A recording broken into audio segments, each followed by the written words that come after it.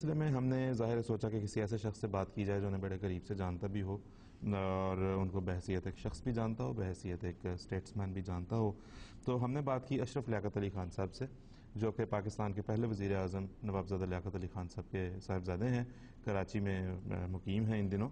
تو وہ اس وقت جب کہ سر ظفر اللہ خان صاحب انٹرنیشنل کورٹ آف جسٹس میں کے صدر کے طور پہ خدمات سر انجام دے رہے تھے دی ہیگ میں، تو اسی وقت دی ہیگ میں ہالینڈ میں جو پاکستان کی سفارتکار تھیں وہ بیگم رانا لیاقت علی خان تھیں.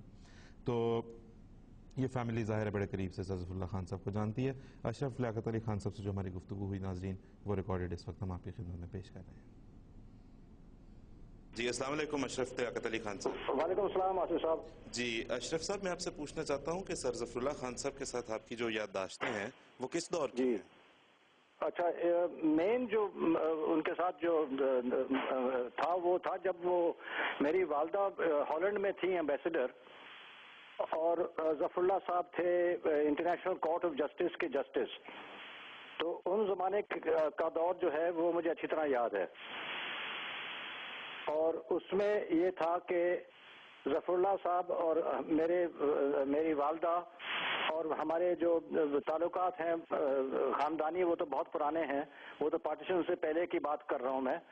اور وہ قائد اعظم اور قائد ملت کے ساتھ تو ان کے بہت زیادہ تعلقات تھے، اور وہ آپس میں بہت دلچسپی سے بات کرتے تھے چیزوں پر. اچھا خیر، وہ یہ تھا کہ شروع سے جیسے آپ کو پتہ ہی ہے، یہ تو ہسٹری کی بات ہے کہ قائد اعظم اور قائد ملت کو تو بہت زیادہ ان پہ ظفر اللہ صاحب پہ وہ تھا، ٹرسٹ تھا، کیونکہ انہوں نے یو این میں بھی کشمیر کے بارے میں بھی بہت کام کیا پاکستان کے لیے. قائد اعظم نے ان پہ بہت سارا وہ بوجھ ڈالا تھا شروع پہ پاکستان بننے سے پہلے. وہ ظفر اللہ لندن آئے تھے بہت دفعہ پاکستان کے بارے میں، اور اس کے علاوہ سر ظفر اللہ کے ساتھ جو تعلقات تھے ہمارے خاندان کے اور قائد اعظم کے خاندان کے، وہ ایسے تھے کہ آپ یہ سمجھیں کہ اس میں کوئی ریلیجس بات کبھی آتی بھی نہیں تھی. یہ کہ ہم کو تو یہ بھی نہیں پتا تھا کہ ریلیجن کیا ہے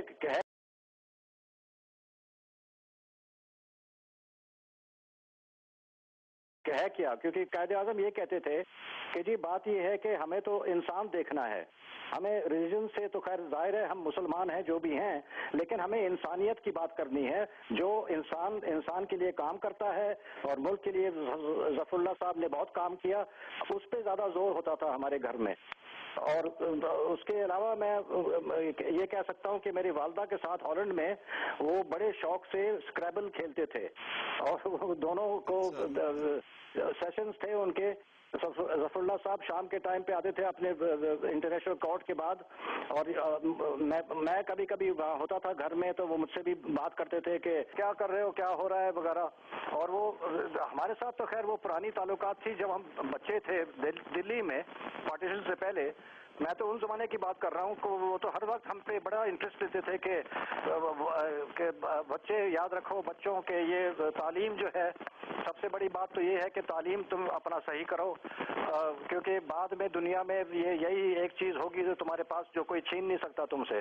اور یہ بھی قائد اعظم بھی یہی چیز کہتے تھے ہم سے کہ بچوں تعلیم بہت ضروری ہے، یاد رکھو اسکول میں تم اچھی طرح کام کرو، اس کے بعد جو بھی اب تم کرو گے تو تم صحیح طریقے سے کر سکو گے، تعلیم کا بغیر کچھ بھی نہیں ہو سکتا. تو یہ چیزیں مجھے یاد ہے، ظفر اللہ نے بھی بتائی مجھے، قائد اعظم نے بھی بتایا مجھے، ظاہر ہے میرے والد نے تو خود بھی بتایا تھا مجھے، وہ تو ظاہر ہے کچھ اور تو کہہ نہیں سکتے تھے.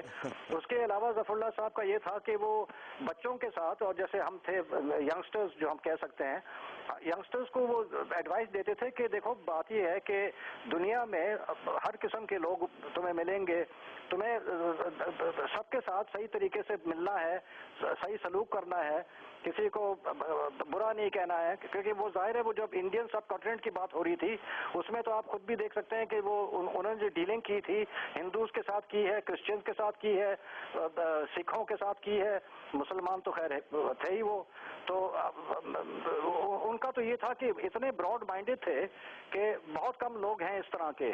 قائد اعظم ایک تھے, میرے والد سر ظفر اللہ, ان تین کا تو میں فوراً کہہ سکتا ہوں کہ اتنے براڈ مائنڈڈ لوگ آئی تھنک اس دنیا میں آپ کو کم ملیں گے. جی بالکل. تو اگر میں آپ سے یہ پوچھوں کہ آپ نے بحیثیت انسان کے آپ نے ان کو کیسا پایا as a human being, how was he as a person? Gee, as a human being, he was outstanding. My mother, my father, we used to always say that Sir Zafrullah is a great individual, a great man. He does so much for humanity.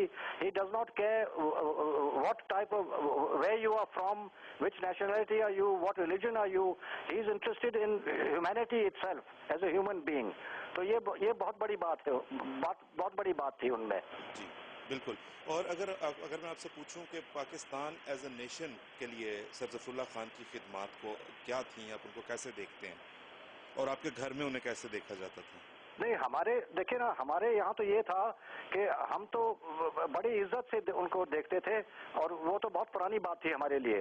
یہاں افسوس کی بات ہے, کہنا چاہیے کہ ہمارے ملک میں, پاکستان میں جو ہوا تھا اس کے بعد ایک سیکٹ کے اگینسٹ جو یہ ہوا ہے, ابھی بھی جو ریسنٹلی ہوا ہے, یہ تو اتنی بری بات ہے کہ میں تو جی حیران ہو گیا جب یہ ہوا تھا.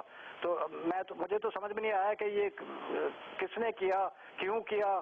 جب لوگ آپ کے لیے, ملک کے لیے کام کر رہے ہیں اور ملک بلند کر رہے ہیں, تو اور آپ الٹا جا کے ان کو مار رہے ہیں, تو آئی ایم سوری, آئی کی ناٹ ایکسیپٹ دس. یہ تو بہت ہی غلط بات ہے. جی بالکل. تو دوسرا اشرف صاحب, میں آپ سے پوچھنا چاہوں گا کہ ابھی سر ظفر اللہ خان صاحب کے ساتھ بھی ان کی مذہبی افیلیشن کی بنیاد پر, چونکہ وہ ایک احمدی تھے, اس کو بنیاد بنا کر ان کی خدمات کو ڈینائی کیا جاتا ہے. آپ ظاہر ہے ہمارے لیے بڑے رسپیکٹیبل ہمارے بزرگ ہیں, آپ نوجوان نسل کو آپ کیا بتائیں گے سر ظفر اللہ خان صاحب کی خدمات کے بارے میں؟ جی میں تو یہی کہوں گا کہ ظفر اللہ خان ایسے شخص تھے جن کو ان کے لیے وہ یہ نہیں دیکھتے تھے کہ یہ کس مذہب کے ہیں یا کس جگہ سے آئے ہیں. ان کا تو یہ تھا کہ بھی جتنے بھی ہم ہیومن بینگز ہیں اس دنیا میں, یہ سب ایک ہی ہیں, اور ہم سب کو اکٹھا جا کے کام کرنا ہے. اور وہ تو بہت پرانی بات تھی کہ جو انہوں نے بتایا تھا ہمیں کہ we are interested in the solidarity of the masses, and masses are made up of everybody. اس میں تو everybody comes into the masses نا. تو he never made any distinction, no distinction. انہوں نے کبھی نہیں کہا کہ ان کے لیے نہیں کریں گے, ان کے لیے کریں گے. Everybody in his eyes was the same. اور یہی چیز ہمیں پسند تھی, because we also had the same feeling as him. بالکل ٹھیک ہے.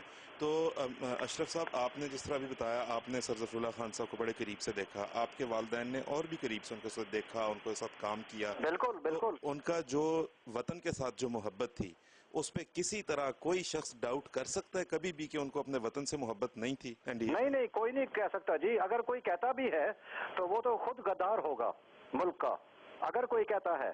لیکن جو خدمات انہوں نے کی ہیں پاکستان کے لیے, وہ بہت کم لوگوں نے کی ہیں جی. آپ ایسے سمجھیں کہ جب یہ پاکستان بنا تھا, ایک ٹیم تھی جنہوں نے پاکستان بنایا تھا, جس کے لیڈر تھے قائد اعظم.